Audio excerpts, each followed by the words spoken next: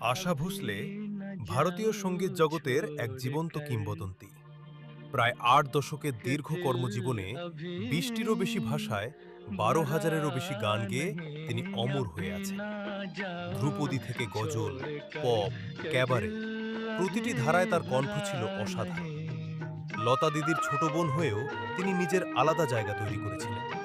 সাহসী, বহুমুখী, অসীম প্রাণশক্তির প্রতীক। পদ্মবিভূষণ, দাদা সাহেব ফালকে, অসংখ্য সম্মানে ভূষিত এই শিল্পী আজ আমাদের ছেড়ে চলে গেলেন।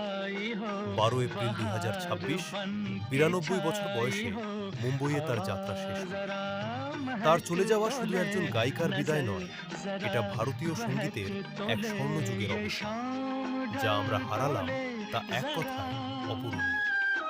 সহজ কথায় বলতে গেলে ভারতীয় চলচ্চিত্র ও সঙ্গীতের জগৎ আজ তাদের সবচেয়ে উজ্জ্বল, সবচেয়ে বহু